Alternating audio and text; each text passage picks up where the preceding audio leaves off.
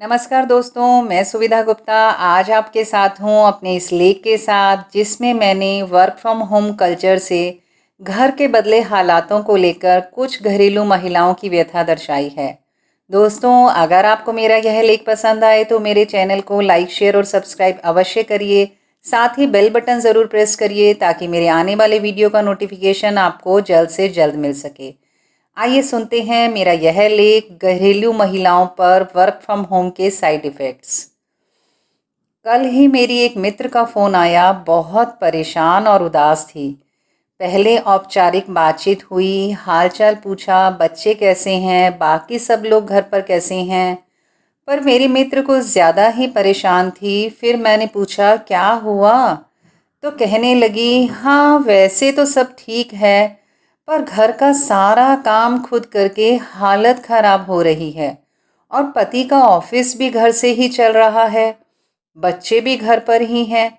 अब दिक्कत यह है कि ड्राइंग रूम पर तो पति ने पूरा कब्जा कर रखा है, अपना सारा ऑफिस वहाँ जमा लिया है। हालत यह है कि हॉल में खड़े होकर अब आप किसी का फ़ोन भी नहीं ले सकते क्योंकि उनका ऑफिस चल रहा होता है। मेरे फ़ोन की घंटी भी बजती है तो मुझे घूर कर देखते हैं कि यह बजी क्यों, मेरी तो मीटिंग चल रही है। मुझे याद नहीं पड़ता अपने यहाँ ऐसा भी कोई प्रावधान है कि फ़ोन की घंटी भी मुझसे पूछकर बजे। फ़ोन साइलेंट मोड पर रखती हूँ तो मेरे किसी फ़ोन का पता ही नहीं चलता। यार, यह तो कोई कहने वाली बात नहीं है ना कि रसोई में काम होगा तो आवाज़ तो होगी ही। चाहे सब्जी धोना हो या सब्जी काटना हो, आरओ से पानी निकालना हो या अलमारी में से बर्तन निकालना, सब में आवाज़ आती है। छौंका लगे तो आवाज़, कुकर की सीटी की अपनी धुन, मिक्सी चलाओ तो पड़ोसियों तक को पता चल जाता है कि कुछ पीसा जा रहा है। बर्तन मांजने की अपनी धमक, एग्जॉस्ट का अपना शोर, कुछ कूटने लगो तो उसकी अपनी लय। अब तू ही बता, इन आवाज़ों को मैं कैसे शांत करूं? गिनने लगो तो रसोई से भांति भांति की 36 किस्म की आवाज़ें आती हैं। अब रसोई में काम होगा तो आवाज़ तो आएगी ही। इन आवाज़ों को बंद करने का तो एक ही उपाय है कि रसोई में काम ही मत करो। अब जब बाहर का खाना तो खा नहीं सकते और ना ही हमें मंगवाना है, तो घर में ही तो बनेगा। लेकिन समस्या यह है कि बिना आवाज़ के बनाऊं कैसे? आवाज़ करती हूँ तो पति की मीटिंग में रुकावट पड़ती है। ईयरफोन वह लगाते नहीं क्योंकि उससे उनके कान में दर्द हो जाता है। अब तुम ही बताओ इस समस्या का कोई हल। मैं तो उल्टी सीधी सब हो चुकी, मुझे तो कुछ समझ नहीं आ रहा। तुझे कुछ समझ आए तो बताना। चल, अभी खाना बनाने का टाइम हो रहा है, अभी रखती हूँ, फिर आराम से बात करूँगी। यह कहकर उसने फ़ोन रख दिया। अब सुनिए एक पड़ोसन की व्यथा। आज जब मैं बाज़ार में जा रही थी तो रास्ते में ही मिल गई। थोड़ा उदास लगी तो मैंने पूछ लिया, सब ठीक है ना? तो कहने लगी, क्या बताऊं, कोरोना आने के बाद से पति और बच्चे घर पर हैं।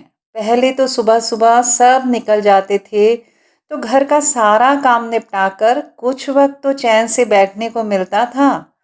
अब तो सारा दिन काम पर भी लगे रहो, ऊपर से ना कोई प्रशंसा ना कोई सांत्वना। सुबह के बिजी शेड्यूल के बाद कुछ पल फुर्सत के अपने लिए मिलते थे, उसमें चाहे आराम करो, चाहे गाने सुनो, चाहे किसी से फ़ोन पर बात करो, दिल को एक सुकून मिलता था और बाकी दिन काम करने की एनर्जी भी मिल जाती थी। अब तो बस पूछो मत, कोलू के बैल की तरह सारा दिन लगे रहो और कोई पूछने सुनने वाला है ही नहीं। सच में बेहद थक जाती हूँ। अब जब कभी पति से कहती हूँ कि काम वाली को बुला लेते हैं तो कह देते हैं, अगर वह कोई इन्फेक्शन ले आई तो क्या करेंगे? जैसे चल रहा है चलने दो। अरे, जैसे चल रहा है चलने दो कहने सुनने में तो बहुत आसान है, पर जिसके ऊपर पड़ती है उससे पूछो। काम कर कर के बेहाल हुई जा रही हूँ।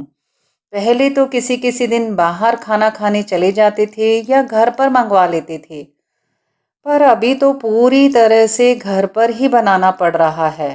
पता नहीं कब तक चलेगा यह सब।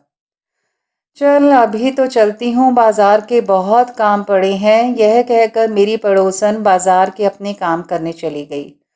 तो बहनों, अगर आपको भी वर्क फ्रॉम होम कल्चर के साइड इफ़ेक्ट्स के कारण अगर ऐसी ही कोई परेशानी हो रही है तो हमसे ज़रूर शेयर करें।